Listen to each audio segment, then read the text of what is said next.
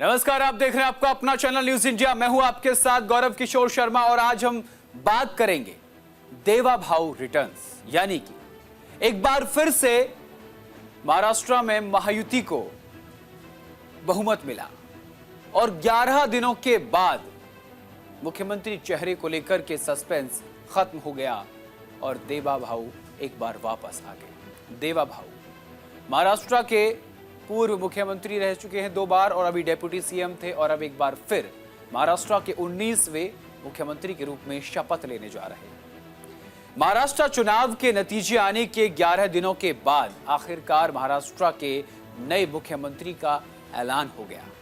BJP विधायक दल की बैठक में देवेंद्र फडणवीस को विधायक दल का नेता चुन लिया गया।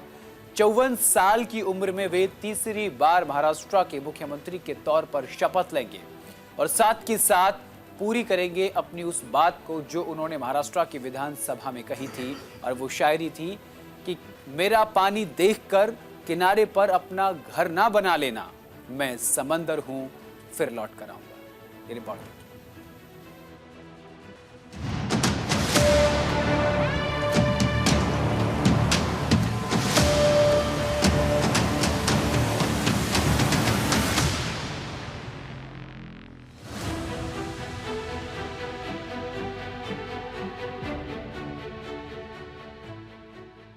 महाराष्ट्र चुनाव के नतीजे आने के 11 दिन बाद आखिरकार महाराष्ट्र के नए मुख्यमंत्री का ऐलान हो गया। बीजेपी विधायक दल की बैठक में देवेंद्र फडणवीस को विधायक दल का नेता चुना गया। चंद्रकांत पाटिल और सुधीर मुनगंटीवार ने देवेंद्र फडणवीस के नाम का प्रस्ताव रखा, जिसके बाद पंकजा मुंडे ने औपचारिक तौर पर फडणवीस के नाम का समर्थन किया। अब देवेंद्र फडणवीस 5 दिसंबर को मुंबई के आजाद मैदान में महाराष्ट्र के 19वें सीएम के तौर पर शपथ लेंगे।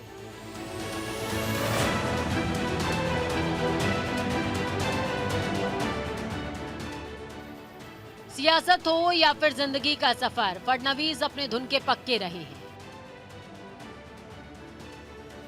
राजनीति की पिच पर उन्होंने हमेशा धमाकेदार बैटिंग की है। 2024 के लोकसभा में मिली करारी हार और फिर 5 महीने के बाद हुए विधानसभा में बीजेपी की अगुवाई वाली महायुति को अप्रत्याशित जीत दिलाकर सियासत में अपना लोहा उन्होंने मनवाया है।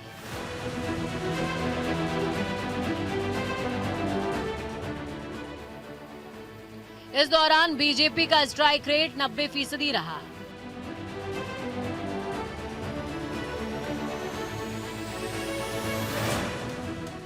बीजेपी 148 सीटों पर चुनाव लड़ी, जिनमें से 132 सीटों पर जीत दर्ज करने में कामयाब रही।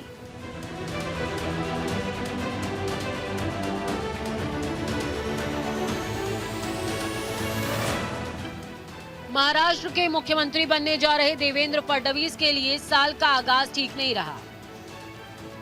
2024 लोकसभा चुनाव में देवेंद्र फडणवीस और महायुति सरकार का लिटमस टेस्ट होना था। मुकाबला कांग्रेस की अगुवाई वाली महाविकास अघाड़ी से था।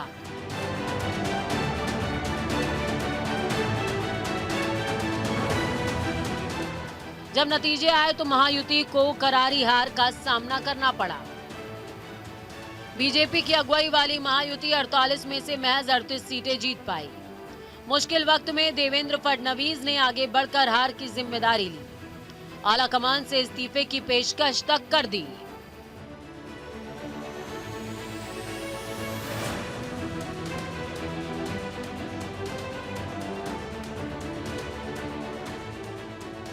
इसके ऊपर भी हम लोग निर्णय करेंगे और साथ साथ महाराष्ट्र में चूंकि एक प्रकार से भारतीय जनता पार्टी की सारी जिम्मेदारी महाराष्ट्र में एक लीडर के रूप में मेरे ऊपर थी, तो ये जो हमारा महाराष्ट्र में डिबैकल हुआ है या जो हमें एक प्रकार से हार मिली है, हमारी सीटें कम हुई है, इसकी पूरी जिम्मेदारी ये मेरी है। मैं इस जिम्मेदारी को स्वीकारता हूं।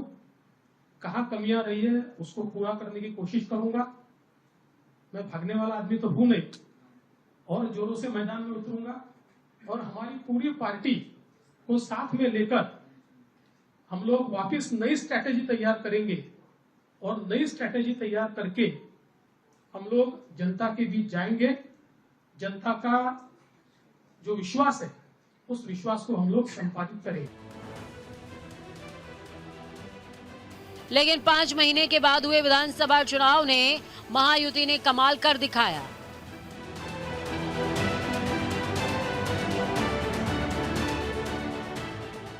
देवा भाव के नाम से मशहूर देवेंद्र फडणवीस ने आगे बढ़कर प्रचार की कमान संभाली। एक ओर महाविकास आघाड़ी संविधान को खतरा बता रही थी, तो वहीं दूसरी ओर फडणवीस अपने प्लान पर काम कर रहे थे। चुनावी रैलियों के मोर्चे पर बड़े फैसले ले रहे थे।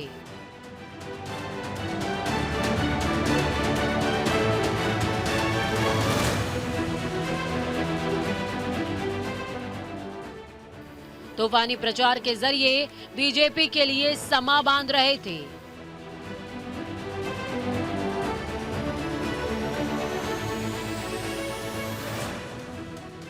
ओवैसी जैसे नेताओं को करारा जवाब भी दे रहे थे।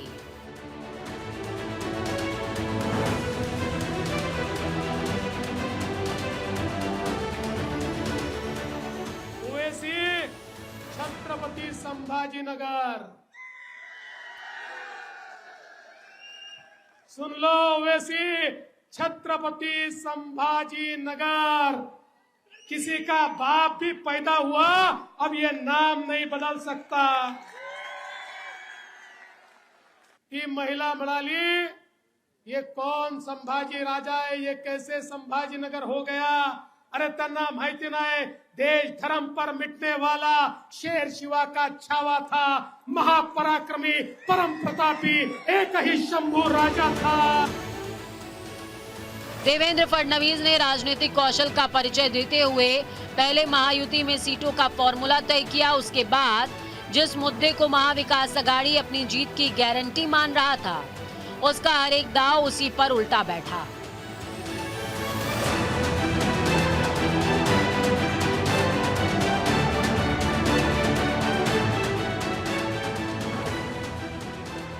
हर एक मोर्चे पर महायुति ने उसे मात दी।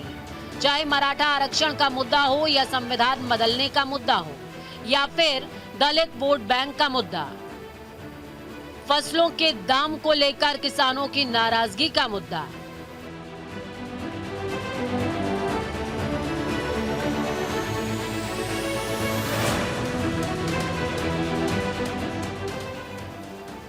देवेंद्र फडणवीस ने हर उस मुद्दे को संजीदगी से लिया, बल्कि उसे आम लोगों तक पहुंचाया भी। इसका ही नतीजा था कि जो दलित वोटर लोकसभा में महायुति से छिटक गए।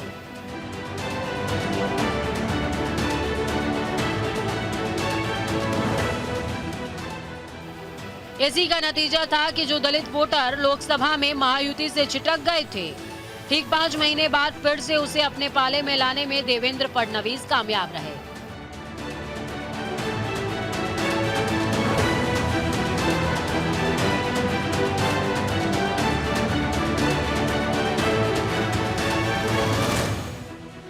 साथ ही साथ एक रहेंगे तो सेफ रहेंगे का भी संदेश देने में सफलता हासिल की।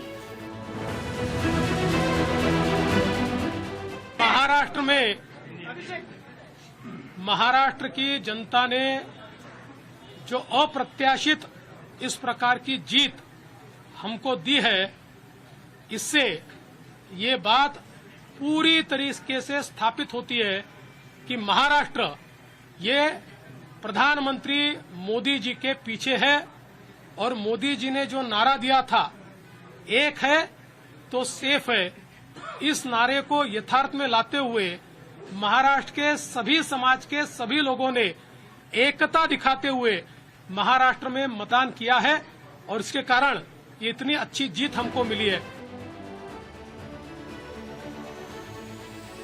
फडणवीस का नाम पहली बार 2014 में महाराष्ट्र की सियासत में सामने आया था।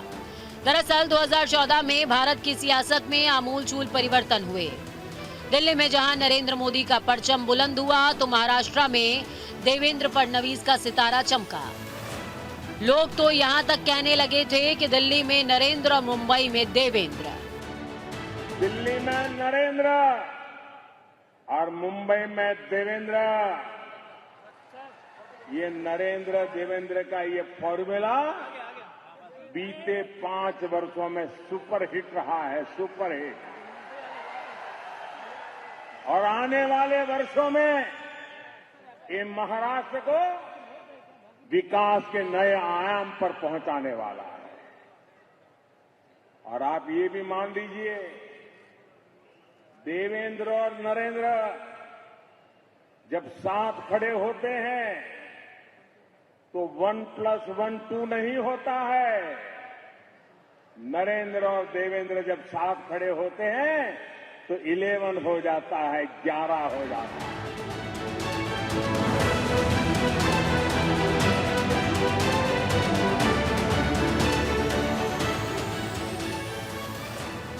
– 2014 में बीजेपी सबसे बड़ी पार्टी के तौर पर महाराष्ट्र में उभरी।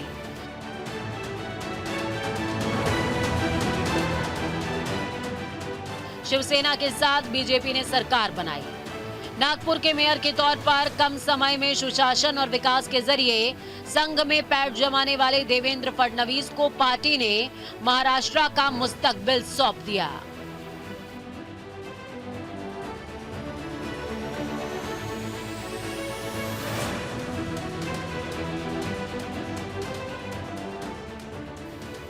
चौवन साल के देवेंद्र ने 20 साल की उम्र में ही सियासत का आगाज किया था।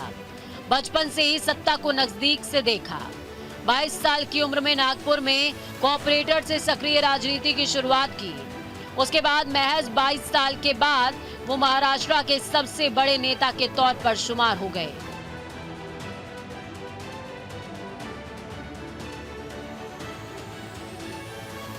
जब 2014 में महाराष्ट्र के नए मुख्यमंत्री के तौर पर उनके नाम का ऐलान हुआ तो राजनीतिक पंडित भौचक्के रह गए।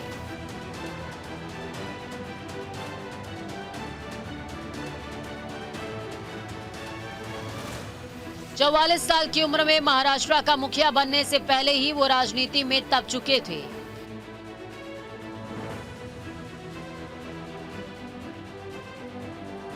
सियासी दांवपेच में दक्ष हो चुके थे।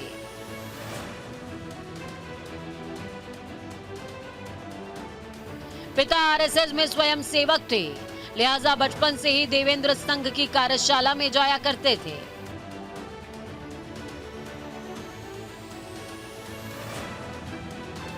बचपन में संघ की पाठशाला में सियासत का जो ककहरा सीखा था, उसका फायदा उन्हें महाराष्ट्र जैसे राज्य के मुख्यमंत्री के तौर पर मिला।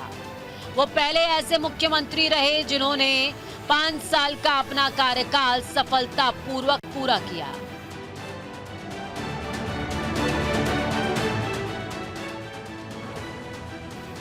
न्यूज इंडिया के लिए निशांत कुमार की रिपोर्ट।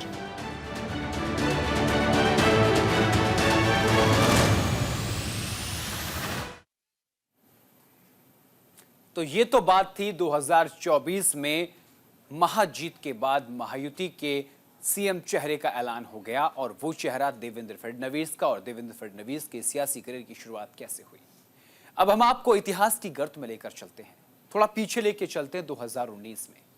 साल 2019 में दोबारा बीजेपी ने बम्पर जीत दर्ज की थी, लेकिन नतीजे आने के बाद शिवसेना ने एंड मौके पर मुख्यमंत्री पर अपनी दावेदारी ठोककर देवेंद्र का रास्ता रोक दिया। उसके बाद जिस तरह पहले शिवसेना और एनसीपी में सेंध लगाई, हर कोई उनकी कूटनीति का कायल हो गया। ये देवेंद्र फडणवीस का पॉलिटिकल मैनेजमेंट ही था कि शरद पवार और उद्धव ठाकरे जैसे दिग्गजों के होते हुए महायुति सरकार पर कभी कोई आंच नहीं आएगी। देवेंद्र फडणवीस को मराठी राजनीति का चाणक्य कहा जाता है। जिस तरीके से केंद्र में अमित शाह, तो महाराष्ट्र में देवेंद्र फडणवीस को उसी नजर से देखा जाता है। ये रिपोर्ट देखिए।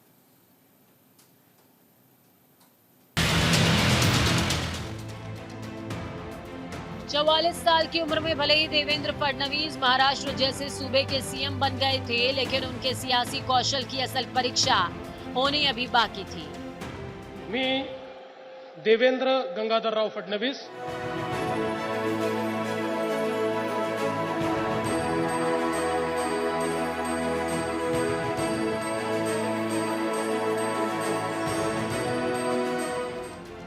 महाराष्ट्र में सियासी भूचाल आना बाकी था। 5 साल पूरा करने के बाद 2019 में दोबारा बीजेपी ने बम्पर जीत दर्ज की, लेकिन शिवसेना ने चुनाव परिणाम के ऐन मौके पर गच्चा दे दिया। उद्धव ठाकरे ने मुख्यमंत्री पद पर दावेदारी ठोककर देवेंद्र का रास्ता रोक दिया, लेकिन मजबूत इरादों वाले देवेंद्र नहीं रुके। उन्होंने कभी हार नहीं मानी।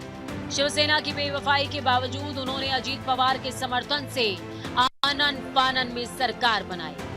हालांकि ये सरकार महज 2 दिन ही चल पाई। अजीत पवार वापस अपने खेमे की ओर लौट गए। सियासत के जानकार बताते हैं कि ये शरद पवार का प्लान था, जिसमें देवेंद्र फंस गए थे। उनकी खूब किरकिरी हुई। उद्धव ने कांग्रेस और एनसीपी के समर्थन से महाराष्ट्र में नई सरकार बनाई। खुद उद्धव ठाकरे उसके मुखिया बन बैठे, लेकिन फडणवीस ने हारी नहीं मानी। अंदर ही अंदर अपने प्लान को अमली जामा पहनाते रहे।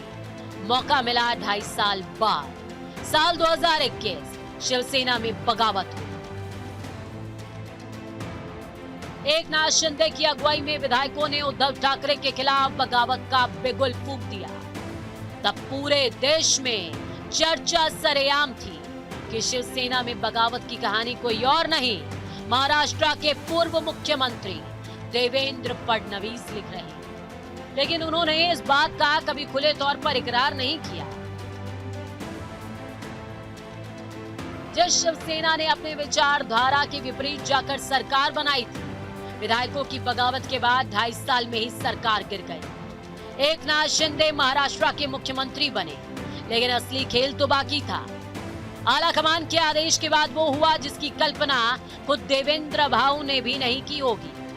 महाराष्ट्र में जिस नई सरकार का गठन हुआ, दिल्ली से आए आदेश में देवेंद्र फडणवीस को मुख्यमंत्री बनने के लिए कहा गया था। मुझे मन से ही सही, लेकिन देवेंद्र फडणवीस ने आलाकमान के आदेश के बाद शिंदे सरकार में शामिल होने का तय किया। मी देवेंद्र गंगाधरराव फडणवीस इस भरोसे के साथ उप मुख्यमंत्री की कमान संभाली कि एक दिन बतौर मुख्यमंत्री उनकी वापसी जरूर होगी। मेरा पानी उतरता देख मेरे किनारे पर घर मत बसा लेना। मेरा पानी उतरता देख मेरे किनारे पर घर मत बसा लेना।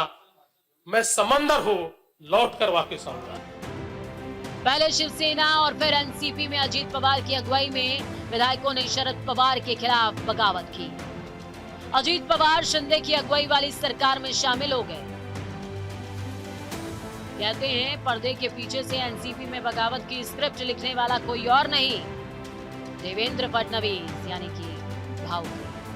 देवेंद्र फडणवीस ने न केवल शिवसेना और एनसीपी में बगावत की कहानी लिखी, कि देवेंद्र फडणवीस का पॉलिटिकल मैनेजमेंट ही था कि शरद पवार और उद्धव ठाकरे जैसे दिग्गजों के होते हुए महायुति सरकार पर कभी कोई आंच नहीं आई, और इस तरह उन्होंने अपने पॉलिटिकल मैनेजमेंट का लोहा मनवा दिया।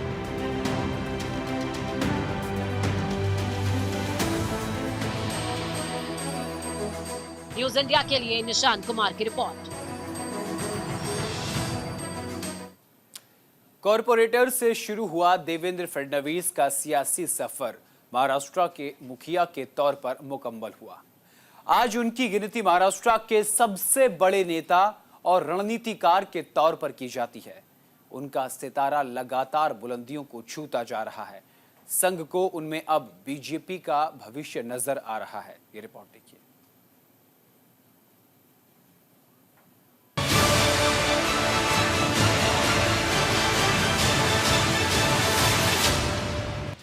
सियासत में उम्र को अनुभव का तकाजा माना जाता है।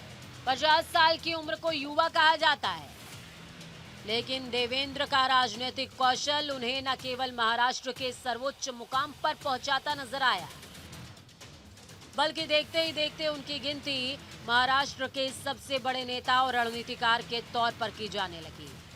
रातों रात वो बीजेपी के लिए उम्मीद की किरण नजर आने लगे।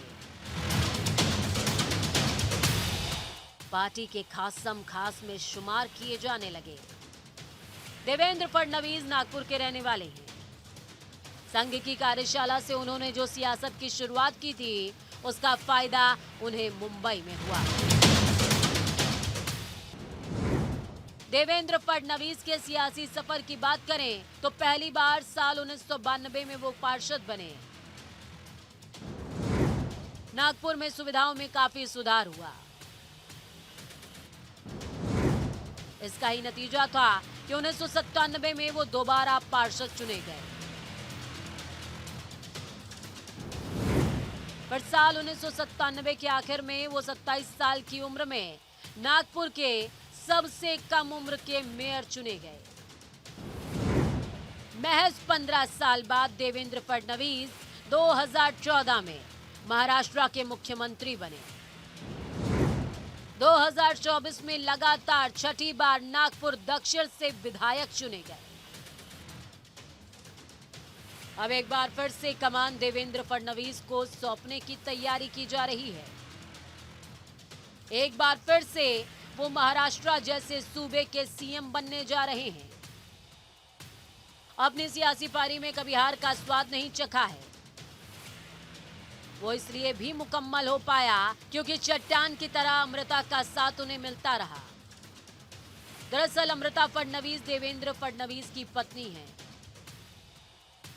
साल 2004 में दूसरी बार विधायक चुने जाने के बाद देवेंद्र फडणवीस किसी समारोह में शिरकत करने के लिए पहुंचे थे। अमृता से उनकी मुलाकात वहीं हुई। पहली मुलाकात में ही देवेंद्र अपना दिल हार बैठे। साल 2005 में दोनों विवाह के बंधन में बन गए। उनकी एक बेटी है। अमृता फडणवीस सोशल मीडिया पर काफी एक्टिव रहती हैं। हर खास मौके पर वो दिखती हैं। समय समय पर उनके वीडियो वायरल होते रहते हैं। कभी कभार वो देवेंद्र फडणवीस के लिए मुसीबत का सबब भी बन जाता है। लेकिन इस सब के तरफ देवेंद्र फडणवीस महाराष्ट्र के राजनीतिक फलक पर छाए हुए हैं। उनका सितारा लगातार बुलंदियों को छूता जा रहा है। न्यूज इंडिया के लिए निशांत कुमार की रिपोर्ट। और फिलहाल आज के लिए इस खास कार्यक्रम देवा भाऊ रिटर्न्स में इतना ही। मुझे और मेरी टीम को दीजिए इजाजत। नमस्कार।